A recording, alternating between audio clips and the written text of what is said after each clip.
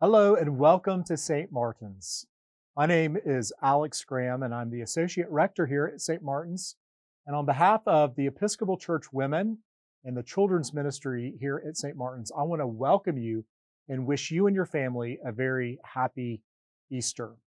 Well, today I'm going to be reading one of my favorite stories in the Bible. It is the Easter story. And I'm going to be reading it from the Jesus Storybook Bible.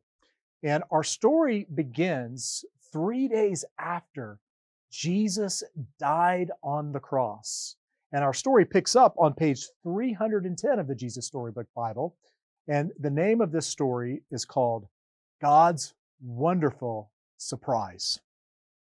Well, Jesus' friends were sad. They would never see their best friend again.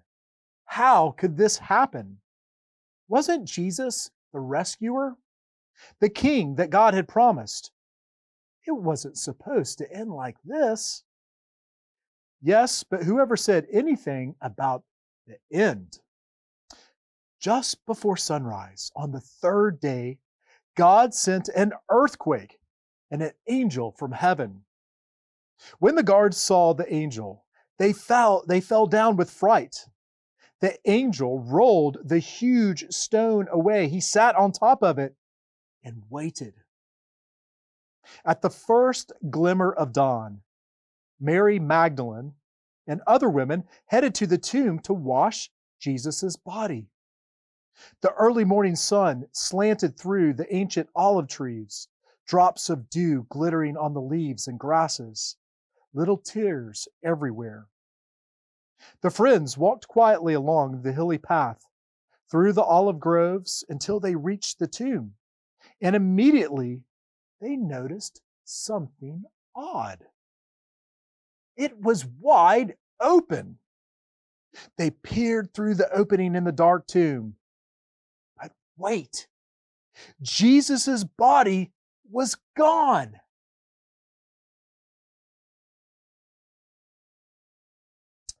And there was something else.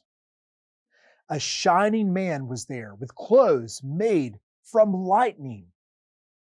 Don't be scared, the angel said. But they couldn't help it. They screamed anyway. The angel asked them, "What are you doing here? This is a tomb, and tombs are for dead people." The woman couldn't speak. "Jesus isn't dead anymore," he said. "He's alive again." And their hearts leapt. And then the angel laughed with such gladness that they felt, for a moment, as if they had woken up from a nightmare. The other woman rushed home, but Mary stayed behind. How could it be true? Jesus was definitely dead. How could he be alive? Just then, Mary heard something else in the garden. Perhaps it's the gardener, she thought. He'll know where Jesus' body is. "I don't know where Jesus is," Mary said urgently. "I can't find him." But it was all right. Jesus knew where she was, and he had found her. Mary. Only one person would say her name just like that. She could hear her heart thumping. She turned around. She could just make out a figure. She shaded her eyes to see and thought she was dreaming. But she wasn't dreaming. She was seeing. "Jesus," she said. Mary fell to the ground. Sudden tears filled her eyes and great sobs shook her whole body. And all she wanted in that moment was to cling to Jesus and never let him go.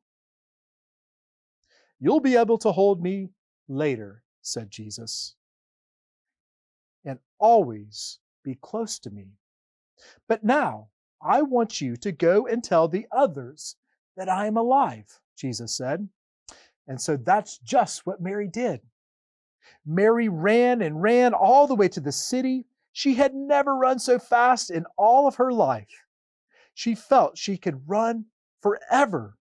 She didn't even feel like her feet touched the ground. The sun seemed to be dancing and gleaming and bounding across the sky, racing with her, shining and brighter than she could ever remember in her past. And it seemed to her that morning, as she ran, almost as if the whole world had been made anew, almost as if the whole world was singing for joy. The trees, the tiny sounds in the grass, the birds, even her heart. Was God really making everything sad come untrue? Was He making even death come untrue? She couldn't wait to tell her friends. They won't believe it, she laughed. She was, of course, right. Jesus had come back to life. Jesus is risen.